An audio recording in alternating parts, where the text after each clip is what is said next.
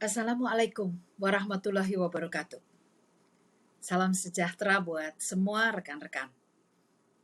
Dalam paparan yang digunakan dalam webinar GTK kali ini, saya ingin menyampaikan tentang neuroscience pada kurikulum PAUD.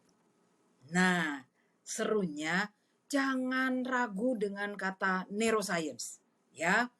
Itu adalah pendekatan bantuan yang baru untuk rekan-rekan pendidik dan orang tua semua supaya bisa melihat anak dan bisa mendampingi anak untuk bertambah kemampuan kerja otaknya dan belajar dengan baik. Oke? Nah, ini dia. Perkenalkan, saya Anne Gracia. Saya founder dari Vigor Action, sebuah nama yang bermaknakan ketangguhan, keberanian, kegigihan. Karena saya rasa dengan vigor lah kita bisa sama-sama maju menjadi bangsa yang besar. Saya mencoba menemani guru-guru untuk mengenal tentang neuroscience dan mentransformasi, menerjemahkan informasi tentang kerja otak ini pada awam. Saya berusaha menjadi pendamping bagi orang tua dan guru untuk menghadapi anak-anak dengan perbedaan-perbedaannya. Ya. Nah, siap untuk kita masuk langsung ke inti topik kita? Yuk. Kita tahu bahwa anak-anak itu lahir dari proses di dalam kandungan ibu dengan perkembangan otak seperti perkembangan organ tubuh lainnya, bertahap, ya.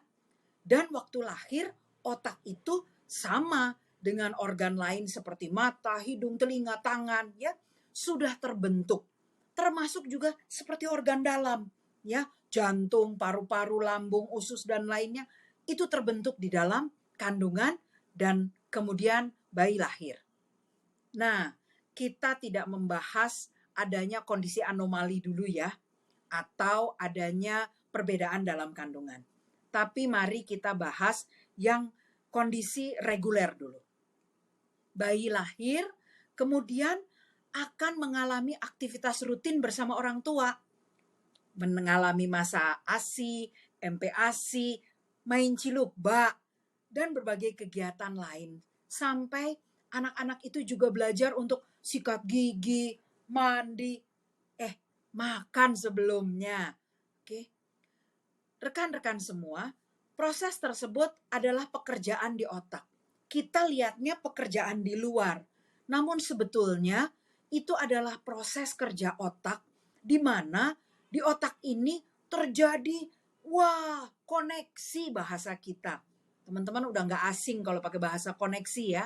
Karena koneksi itu adalah hubungan. Nih kita sekarang pakai koneksi internet. Oke? Nah, rekan-rekan, video, gambar, koneksinya sedikit membantu ya, memperlihatkan betapa repotnya kerja otak itu waktu mempersiapkan fungsinya supaya menghasilkan aktivitas seperti yang ditampilkan di gambar di atas. Ya, di mana anak kemudian punya beberapa kemampuan bertahap. Ingat, itu semua perlu dikembangkan di 0 sampai dengan 3 tahun pada waktu anak kemudian siap untuk masuk ke dunia bersama dengan teman-teman seusianya. Ya, sebelumnya dia di rumah dengan manusia berbagai usia dan mungkin dia masih superstarnya, ya. Tapi kemudian kalau sudah masuk ke sekolah, enggak lagi, dia harus bisa berinteraksi, ya. Nah, pada slide yang berikut ini saya sampaikan kita biasanya fokus pada perkembangan kognitif saja. Ya, kita pusing memikirkan selalu bagaimana anak-anak itu punya kesanggupan berpikir, belajar. Akhirnya kita ributnya calistung. Padahal calistung itu bukan beban loh. Calistung itu adalah sebuah kemampuan yang akan lahir dari kebiasaan sehari-hari. Contoh, baca. Baca itu lahir dari kebiasaan membunyikan aneka suara. Misal, anak kita bilang, bunyi ayam, kok kok petok. Nah, bunyi bebek, kuek kuek kuek. Bunyi burung, cit cit cuit cuit cit cuit. Iya nggak? Iya. Sekarang bunyi lambang. Bunyi lambang A, A. Bunyi lambang B, B. Bunyi lambang ya. Nanti bunyi-bunyian kalau disambung jadi ramai, ternyata dia kemudian mengenali lambang-lambang alfabet dan membunyikannya. Itu cikal bakal membaca. Urusan membacanya akan mengalir. Oke? Menulis. Menulis adalah aktivitas mengcopy, ya, meniru dari apa yang dilihat, lalu dia coba orat-oret. Pakai apa? Pakai gerakan tangan. Maka kemampuan gerak mesti berkembang dengan baik supaya kemampuan menulis nanti akan terwujud. Lalu berhitung. Anak-anak umur 3-6 tahun enggak berhitung matematika kok. Mereka hanya mengurutkan, ya. Mana yang kecil, mana yang besar. Mereka bisa membedakan, ya. Dan mengenal juga lambang simbol dari angka. Oke? Itu dasar yang dibutuhkan untuk berangkat ke usia perkembangan kemampuan otak untuk belajar di berikutnya. Jadi kalau kita bilang low order thinking skill, LOTS, high order thinking skill, HOTS, pada taksonomi Bloom, C1 sampai C6, di dimensi pengetahuan faktual pada anak-anak usia dini, kita tidak usah memikirkan calistung. Itu akan lahir, itu akan berkembang, itu secara alamiah akan mengikuti dari kegiatan keseharian, baik di pembelajaran bersama teman sebaya atau dari kegiatan bersama keluarga di rumah. Nah, yang penting harus diperhatikan adalah ini periode sensitifnya, ya. Yang di bawah garisnya itu dalam bulan dulu, habis itu tahun ya. Jadi bulannya sampai 12 bulan, habis itu tahun tuh 2, 4, 6, 8 dan selanjutnya.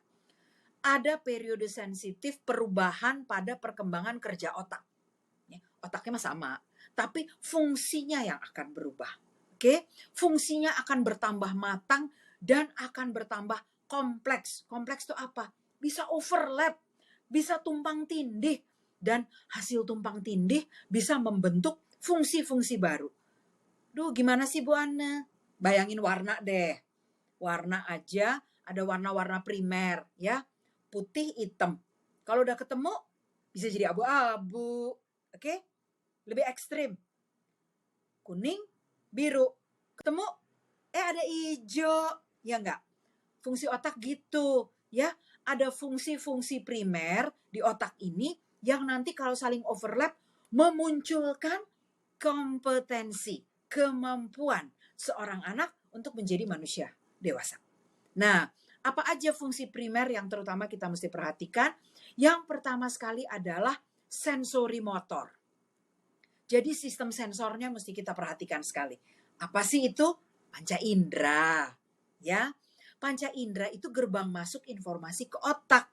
Dan itu wajib banget kita perhatikan untuk memastikan semua yang ada di sekitar anak, data, info, stimulus masuk ke otak. Ya, mata, pendengaran, penghidup, pencecap, dan taktil.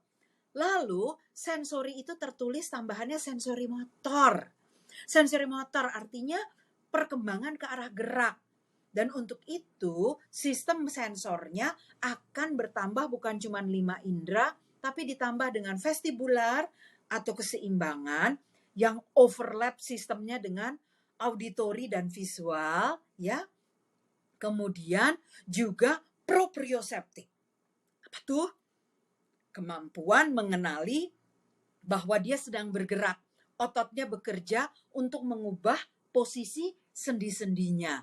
Dan untuk itu berarti anak harus tercipta di otak bentuk koneksi ke arah kendali otak besarnya. Ya, maka proses ini semua akan membuat anak mengalami tahapan untuk kemudian menuju ke kemampuan otak besar mengendalikan. Setelah mengendalikan, dia sanggup untuk atensi. Sanggup atensi, fokus, memorinya bisa berkembang, akhirnya anak belajar dengan nyaman. Oke? Apa hubungannya tumbuh kembang dengan silabus? Nah, ini penting ya, karena buat teman-teman guru yang diomongin tadi, oke. Tapi kerjaan kami ini kan di pendidikan. Lalu kami harus bagaimana? Rekan-rekan, ada alat-alat bantu untuk Anda. Salah satunya dengan deteksi dini tumbuh kembang. Ya, informasi dari deteksi dini tumbuh kembang pada perkembangan kemampuan anak, ini yang ada di gambar disampaikan di sini, ini sensori motor. Ya, jadi sistem sensor anak itu berkembang dan juga kemampuan geraknya berkembang. Kalau dalam sistem ini ada kendala, ada hambatan, atau anak ini terlalu banyak dibantu, jadi dia kelewatan beberapa tahap, maka kita langsung tahu bahwa kerja otak dia nanti akan beda. Maka mengambil data DDTK dari orang tua terhadap masa lampau anak-anak itu penting ya. Nah, kemudian dari situ kita akan tahu bahwa kerja otak dia menuju otak besarnya untuk tugas pematangan sampai golden age ya, usia 8 tahun, itu bagiannya kita di sekolah dengan kita punya RPH akan mudah atau tidak. Ya, kalau anak-anak itu banyak catatan terlewat, kendala di usia sebelum masuk sekolah, kita jadi punya tugas baru atau tambahan deh dikit, kejar tayang, ya. Kita mesti mengejar kematangan yang belum tercapai karena proses di masa pengasuhan sebelumnya. Maka itu penting kita mendapatkan data-data tersebut. Oke? Tapi ada orang tua yang nggak punya data. Nah, kalau orang tua nggak punya data, maka teman-teman dari neuroscience justru akan membantu memberikan Anda informasi lewat beberapa aktivitas yang dikerjakan oleh anak, lalu kita menangkap respon anak waktu beraktivitas, ya. Maka kemudian informasi tersebut akan menjadi profil atau menjadi pijakan buat kita menyusun varian. RPH kita udah disusun, silabusnya udah ada, Bu. Betul. Jangan diubah-ubah ya. Hanya perlu komen sedikit catatan untuk beberapa varian pada anak-anak tertentu yang kita bisa kerjasamakan di rumah. Supaya fase golden age ini koneksinya semuanya matang. Ya. Sebelumnya anak itu dominan bekerja dari refleks. Nah, untuk membuat dia matang kendalinya, kita beri aktivitas yang fungsinya dua. Mengambil informasi, data, respon kerja. Contoh, anak diminta lari kecil, anak diminta lompat, ya, lempar bola. Sebetulnya, rekan-rekan Anda semua bisa mempelajari beberapa kecirian dari cara anak melakukan aktivitas itu. Dan ternyata kalau dibandingkan dengan indikator kerja otak, akan ketahuan loh, ternyata dia belum matang. Ya, tapi stimulus yang kita beri atau aktivitas yang kita beri, itu bisa menjadi latihan untuk menambahkan kemampuan kerja otak. Namun ingat, nggak selalu apple to apple. Oh, anak itu nggak bisa lempar, tiap hari disuruh lempar. Enggak, ya. Justru kalau kita tahu tahapan pematangan kerja otak pada anak, maka kalau anak tidak bisa lempar, bukan disuruh lempar, tapi kita akan melatih tubuhnya pada bagian porosnya dulu. Oke, jadi rekan-rekan, kalau Anda ingin tahu lebih detailnya, mari bertemu dengan tim yang menyusun diklat teknis perkembangan otak anak. Ya, di GTK kita sudah menyusun dan siap-siap nantikan kehadirannya untuk para guru semua. Kenal otak dan perkembangan fungsi ada dalam diklat. Kenal indikator perkembangan anak, DDTK versi POA, ada di situ. Dan ada juga stimulus untuk memberikan varian penyesuaian di RPH, ya, pembelajaran harian, agar anak mencapai kematangan sesuai usia. Dulu-dulu kita kenal dengan nama kompetensi, dasar, inti ya. Tapi bagi yang sekarang mulai sekolah penggerak dan lain-lain, menggunakan beberapa informasi yang agak berbeda namanya, tapi intinya kerja otaknya sama. Oke, dan ini tetap bisa dimanfaatkan, ya. Dan hasil dari pengamatan kita dalam diklat itu juga diberikan yang disebut dengan profil evaluasi. Ya, evaluasi adalah profil yang narasinya itu bisa menjadi penilaian asesmen kegiatan peserta didik.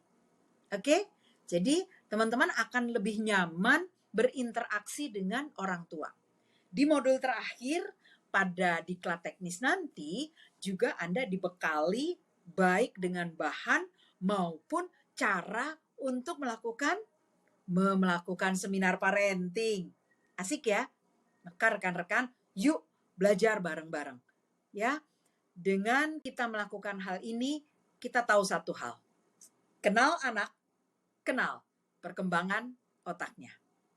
Salam Vigor, kita jumpa di Instagram atau YouTube Vigor Action.